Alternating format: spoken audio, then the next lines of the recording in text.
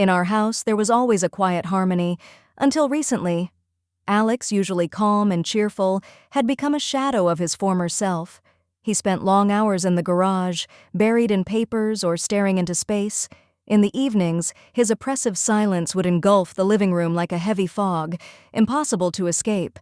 I tried to start conversations, but they ran into his closed, curt responses. It was as if he had built a wall no one could breach. "Alex, what's going on? You're not the same person you were just a month ago," I finally said one evening, unable to hold back. He looked up at me, his eyes full of exhaustion, and just shook his head. "Everything's fine, just work, a lot of it." But I knew it was a lie. Nothing was fine.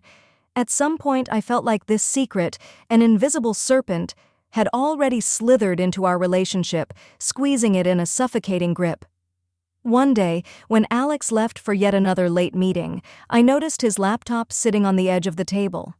At first, I hesitated, but then I opened the lid. Delta Solutions. The name was repeated over and over in the email headers. Inside the messages were numbers, percentages, and threatening phrases that seemed to scream from the screen, "Pay, or there will be consequences." The world around me shrank to one thought. Alex did something terrible. I tried to make sense of his actions, but the more I read, the clearer it became. He had taken out a loan under monstrous terms. Enormous sums we could never afford loomed over us like the sword of Damocles. I sank onto the couch and stared into the void. Why hadn't he told me? Why had he kept me in the dark when he knew we were partners, a family? The next morning, for the first time in a long while, I looked at him differently. "Heading out early again?" I asked, trying to keep my voice steady. "Yeah, lots to do," he replied, avoiding my gaze. I watched him leave, feeling as though something important was leaving with him, something we could never get back. The next day, I couldn't shake the growing sense of anxiety. The lines from the emails I had read the night before kept spinning in my head. Delta Solutions. I decided to call the company. I found the number in one of the emails and, trembling with nerves, dialed it. After a long ring, a calm, almost too composed voice answered, "Delta Solutions. How may we assist you?" "Good afternoon. I'm calling about a debt. I'd like to clarify some details. Please provide the contract number or the name of the debtor." The voice remained icy, as if reading from a script. "Alex Dunn. He's my husband." There was a pause on the other end of the line. Then I heard the rustling of papers, followed by a cold response. "The debt amounts to $58,000. Interest accrues daily. Payment is expected immediately." My mind seemed to shut down for a moment. The sum was staggering. How had we ended up in this situation? We can't pay that amount." My voice sounded pathetically weak. "Then I suggest you contact our manager, Mr. Reeves, but I must warn you, we do not tolerate delays." With that, the call was abruptly terminated. A chill of despair engulfed me. Without thinking too long, I decided to go to the company's office. I needed to see these people, to understand how my husband had fallen into their trap. The building housing Delta Solutions looked like it had been forgotten by time. Its old brick facade was covered in moss, and the windows were shrouded by grimy blinds. Inside, things were no better. Dim lighting and the stale smell of cheap coffee. I was directed to a door marked "Manager Mr. Reeves." The office, filled with artificial light and the heavy stench of cigarettes, was occupied by a man in an expensive suit. His gaze, calm and cold, seemed to pierce right through me. "How can I help you?" he asked, gesturing for me to sit. I'd like to discuss our debt." My voice trembled, but I tried to appear composed. He scrutinized me as though evaluating my worth. His barely perceptible smirk carried an air of disdain. "Your debt? Am I correct that you're Mr. Dunn's wife?" "Yes, but we can't pay such a sum. It's impossible. Isn't there some way to resolve this?" I fought to keep my voice from breaking. "Resolve? Of course. You have two options. Either start paying the debt immediately or prepare for the consequences. We do not make idle threats." His words were cold, each one like a gunshot. I left the office with a ringing in my ears and the sensation that the walls of the old building were closing in around me. On my way home, I clutched my bag tightly, as if it could shield me from reality. Alex was home, but silent again. His face looked tired, his shoulders slumped. I couldn't stay silent any longer. "Alex, why didn't you tell me? Why am I finding out about this from emails?" I stood in the doorway, gripping the back of a chair. He didn't respond immediately, as if searching for an excuse he didn't have. "I thought I could handle it. That I could fix this without involving you. It's my mistake, and I wanted to take responsibility for it," he finally muttered. "We're a family. We're supposed to face things together, not hide from each other." My voice shook with suppressed emotions, but Alex didn't look at me. He only shook his head, as if my words didn't matter. After my conversation with Alex, I felt even worse. His silence weighed heavier than the harshest words. Though we lived under the same roof, it felt like we were on different planets. I knew that if I didn't do something, this chasm between us would consume everything we had left. The next day, I mustered up the courage to call Delta Solutions again. This time, I asked to meet with a company representative. In response, I was directed to a small cafe near the train station, where I was told people who could offer options would be waiting. The cafe was a dingy dive with peeling walls and dim lighting. At one of the tables sat two men. One was tall, with piercing blue eyes and slicked-back blonde hair. The other was gaunt, with dark circles under his eyes that made his face look almost skeletal. They noticed me immediately, and the blonde man gestured politely for me to sit. "You must be Mrs. Dunn?" His voice was calm, but there was an undercurrent of menace in it.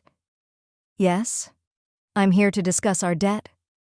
I tried to speak with confidence, though inside I was tightly wound with fear. "A pleasure to meet you. I'm Victor, and this is my colleague Mark. We represent the company's interests." Victor paused as if gauging my reaction. "Your case is complicated, the amount is significant, and the deadlines are looming. But perhaps we can help." "How?" I could barely breathe, waiting for his response. "We have a proposal. It's unconventional, but if you agree, it could significantly reduce your burden." "What kind of proposal?" My voice trembled, but I kept it under control. "It's simple. For the next month, you'll become our partner. You'll attend a few events and meetings. You'll do what we ask. If all goes well, we'll cut your debt in half." I couldn't believe what I was hearing. Victor spoke about it with such ease, as if it were just a routine matter, requiring no more than a few signatures. "What do you mean by partner? What kind of meetings?" I asked, feeling adrenaline surge through my veins. "You'll take on the role of an influential businesswoman." Victor sipped his coffee as casually as if we were discussing the weather. "Attend dinners, mingle with people. It's not difficult. The key is not to ask unnecessary questions." "And if I refuse?" I felt I already knew the answer, but I had to ask. At that moment, Mark spoke for the first time. "If you refuse, we'll transfer your debt to other hands, and that means the consequences could become far more serious." "I need time to think," I finally said, though I knew there wouldn't be much time to decide. "Of course, but don't delay, Mrs. Dunn. Your time is our interest." As I left the cafe, my knees felt weak. The cold air stung my face, but it couldn't stop the trembling in my hands. For several days, I couldn't collect myself. The thought of the deal with those people haunted me day and night. Their proposal sounded simple, but there was something unnatural about it, like a thin veneer of danger I couldn't quite brush away. I didn't tell Alex. That evening, I sat by the window for hours, staring at the streetlights whose glow felt dim and distant. My thoughts were tangled, but one thing was clear.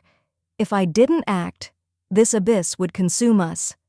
I picked up my phone, dialed Victor's number, and heard his familiar cold voice. "I agree," I said before I could change my mind. "Excellent." There was a faint note of triumph in his tone. "Someone will pick you up tomorrow. Be ready by 9." The next morning, A black sedan pulled up in front of the house. A man in a sharp suit stepped out and silently opened the door for me. I settled into the plush leather seat. The car took me to a mansion in the countryside, a place that seemed plucked straight from a movie about the wealthy and powerful. "Welcome," the man said, gesturing for me to enter. "Your first task is simple: mingle with the guests, exude confidence, and most importantly, remember everything you hear." I couldn't understand why they needed this. What was the purpose of this charade? But questions wouldn't solve anything now. As I stepped into the house, I was surrounded by men and women dressed as if each one was ready for the cover of a glossy magazine. Champagne, soft laughter, conversations about finance and politics. I felt like an outsider, but I did my best to appear confident. "Are you Victor's new partner?" a woman with a crimson glass in her hand asked unexpectedly. Her gaze was probing. "Yes." I smiled as naturally as I could manage. "We're discussing investment prospects." She nodded, but her eyes seemed to pierce through my pretense. The evening dragged on endlessly. People, laughter, the sparkle of jewelry. Victor appeared occasionally in the crowd, observing me as if evaluating how well I played my role. At one point he approached me and quietly said, "You're doing well, just keep it up." When the night finally ended, I returned home utterly drained. Alex was sitting in the living room but didn't even look at me.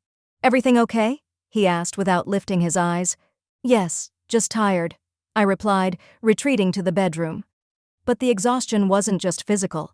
Something dark loomed ahead, and I felt that there was no way out of this game anymore. My double life began to weigh on me with such intensity that it became hard to breathe. Every morning, I woke up with a heaviness in my chest, knowing that another day of lies and manipulation lay ahead. Victor's second assignment came in the form of a short message. "Be ready for a trip. You'll need a business suit."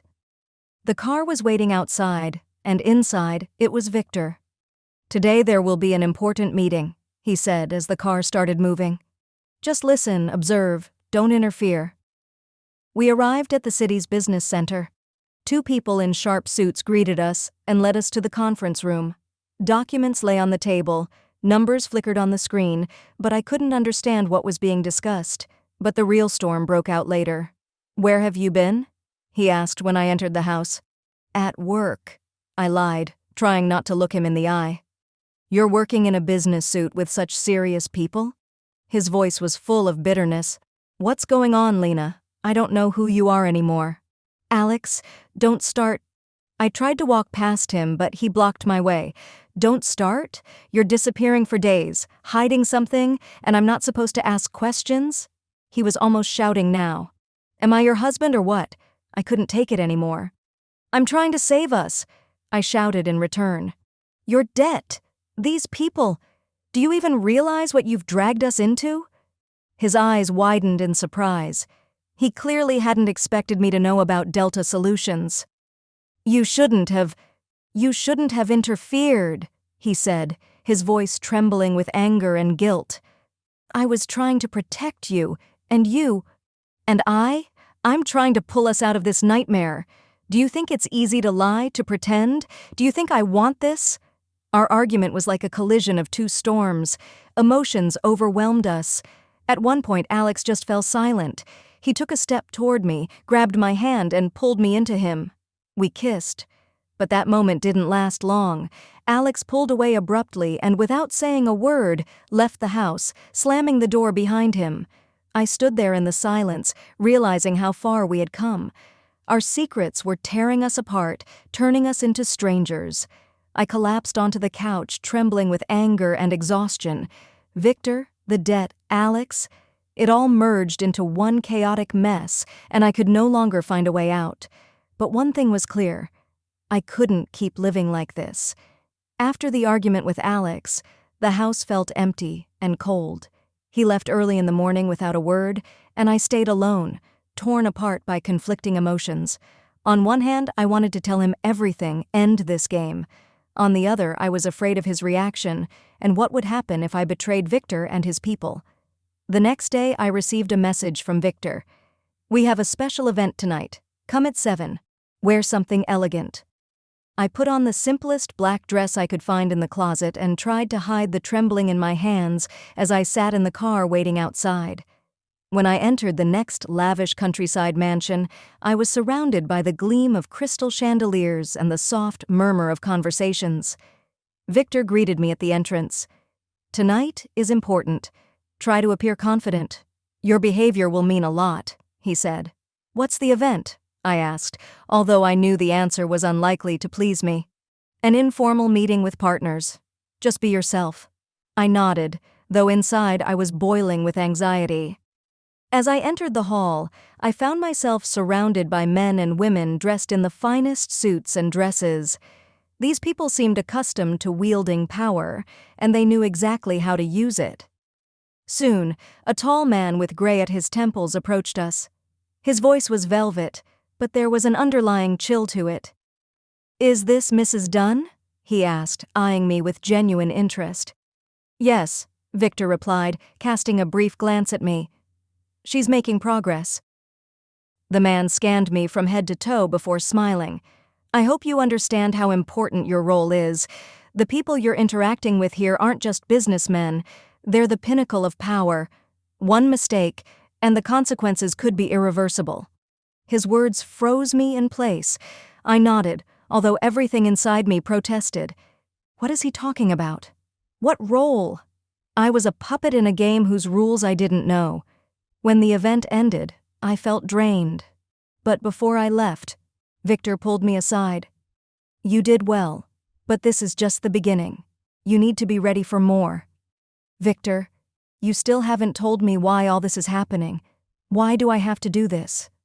I couldn't hold back any longer. He smiled, but his smile was empty, like that of a puppet. "Knowledge can be more dangerous than you think.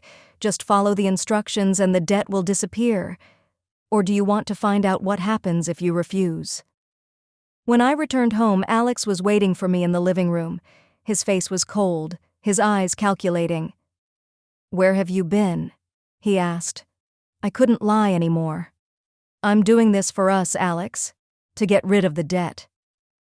He froze, looking at me as though seeing me for the first time.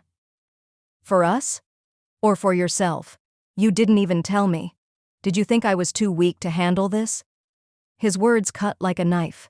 He stood up, grabbed his jacket, and left, leaving me alone in a house full of shadows and silence.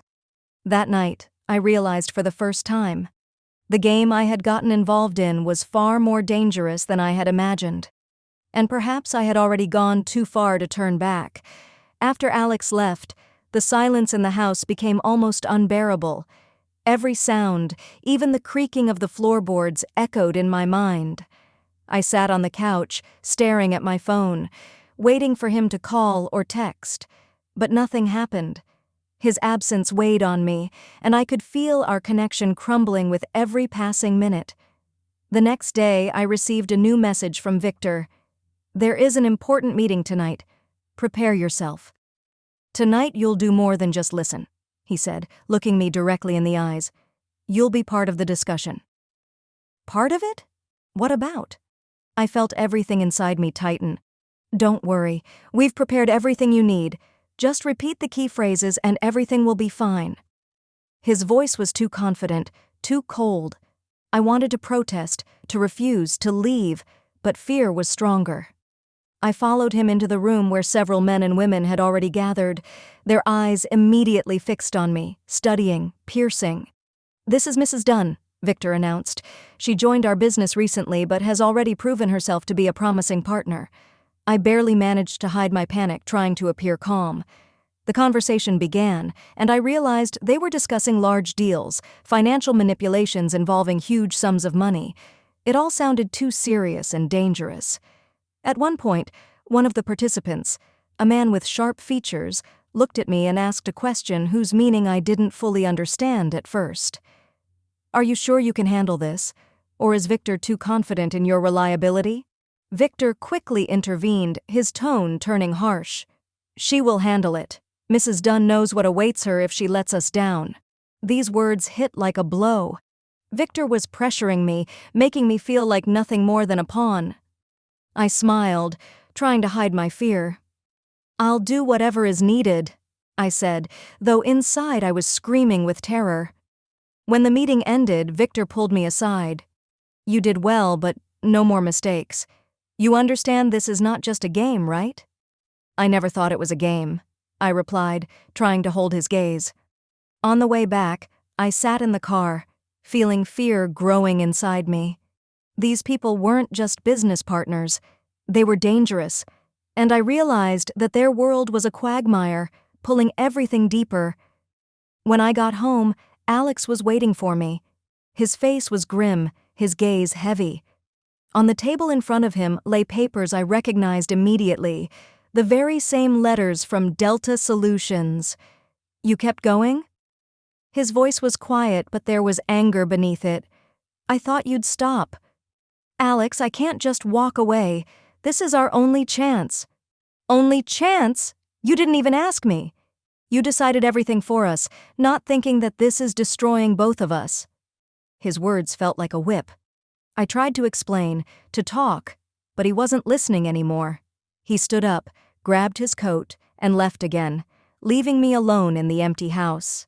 I watched him go and realized that I was losing everything, and the scariest part was I didn't know how to stop it. Left alone in the darkness, I realized this couldn't go on. Victor, Delta Solutions, the role-playing, and Alex, all of it was tightening around my life like a noose.